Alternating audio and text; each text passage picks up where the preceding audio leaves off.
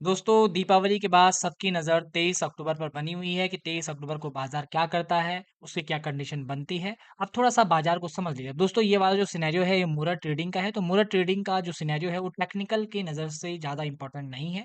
इसलिए आपको 20 तारीख के ट्रेडिंग सेशन पर थोड़ा नज़र डालनी पड़ेगी कि 20 तारीख को हुआ क्या था।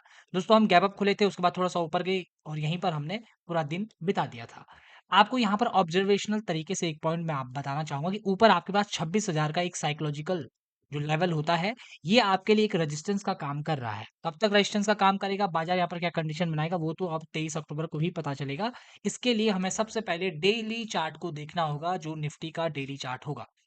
डेली चार्ट से हमको क्या पता चलने वाला है, जैसे ही हमें डेली चार्ट का पता चलेगा, डेली चार्ट की हम कंडीशन को देखेंगे, तो आपको थोड़ा-सा यहाँ पर डेली चार्ट को खुलने में टाइम लग रहा है, लेकिन खुल गया है। अब डेली चार्ट को ज़रा आप लोग देखिए। डेली चार्ट के चित्र को आप कैसे देख पा रहे हैं, जब हम लोग इस जगह से ब्रेकआउट करके गए हैं, तो हमने सबसे पहले ये वाला ब्रेक किया। ये से ये की दूरी है आपको 200 पॉइंट की, उसके बाद यहाँ पर से 400 पॉइंट क्या है, 26,000 का लेवल है। अगर हम यहाँ से पूरा कंप्लीट देखेंगे, तो कम से कम 800 पॉइंट के आसपास या हाँ, 26,000 से आप 25,200 के आसपास तो कम से कम 800 पॉइंट की मोमेंटम आपकी हो गई है। तो 800 पॉइंट के बाद आपको यहाँ पर थोड़ा-सा होल्ड करना चाहिए ताकि और लोग यहाँ पर इंटरेस्ट दिखाएँ।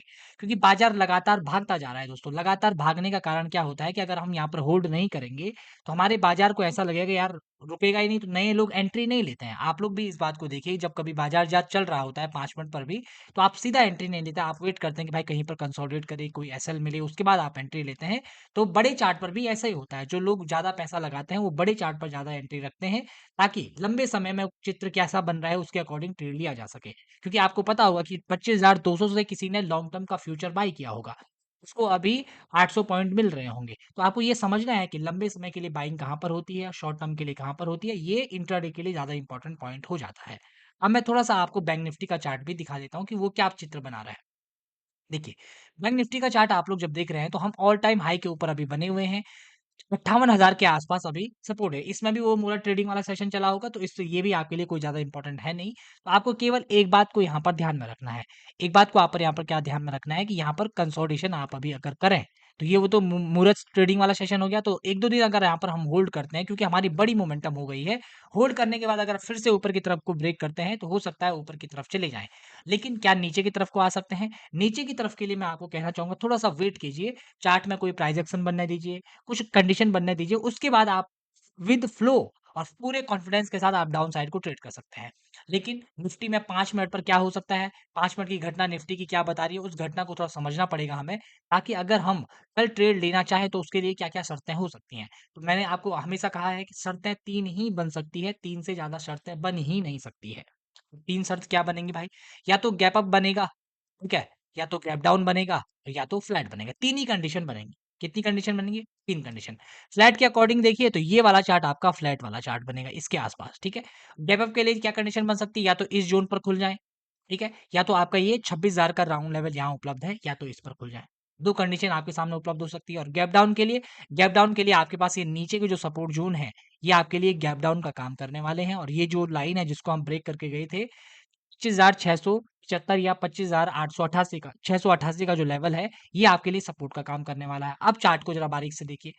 अब यहाँ सबसे पहले समझने की कोशिश करिए कि अगर मान लो इसके लोअर साइड पर हम खुल जाते हैं, तो हो सकता है कि बाज़ार पहली ही कैंडल बड़ी बना दे और बाज़ार ऊपर की तरफ को चलने लगे। क्यों? क्योंकि जैसे हम लगातार ऊपर की तरफ जा रहे थे, तो हो सकता है और बायर आएँ और बाज़ार को ऊपर ले जाने की कोशिश करें, ये कंडीशन बन सकती है। अगर हम गैप अप खुलते हैं, इस ज़ोन पर खुलते हैं, ऐसे अगर हम इस ज़ोन पर खुलते हैं, तो हमें वेट एंड वॉच के मूड में रहना पड़ेगा, क्योंकि यहीं पर से 940 के आसपास खुलेंगे, तो इसी के आसपास 60 पॉइंट पर हमारा क्या है, 26,000 का राउंड लेवल है। तो अगर हम यहाँ पर से गए चलकर ऊपर गए और यहाँ पर किस तरीके का सेटअप बनता है, सेटअप बनना तो जरूरी है। ऐसा नहीं कि पहली कैंडल निकल गई आपको ट्रेड कर लेना, पहली कैंडल में कभी ट्रेड नहीं करना है दोस्तों। आपको वेट एंड वॉच करना है, थोड़ा इंतजार करना है। जब तक इंतजार करेंगे तब आपको फायदा मिलता है। जैसे आपने इंतजार किया, बाजार ऊपर गया, आपका काम यहाँ पर हो जाएगा। और अगर यहाँ पर आपको ट्रेड नहीं मिलने वाला है, यहाँ पर आपको वेट करना पड़ेगा 26,000 के ऊपर सस्टेन होता है, नहीं होता है। 26,000 को लेकर बाजार का क्या मूड है, उसको आपको समझना पड़ेगा। अब आइए बात फ्लैट की। फ्लैट अगर हम खुलते हैं दोस्तों, फ्लैट अगर खुलते हैं, तो सबसे पहले हमें वेट करना पड़ेगा इस ज़ोन तक जाने में हम कैसा एक प्राइस एक्शन बना रहे हैं। इस तरीके से यहाँ तक पहुँचने में हम कैसा प्राइस एक्शन बना रहे हैं, और इस प्राइस एक्शन को हम आगे कैसे कंटिन्यू करने वाले हैं, वो इंट्राडे में।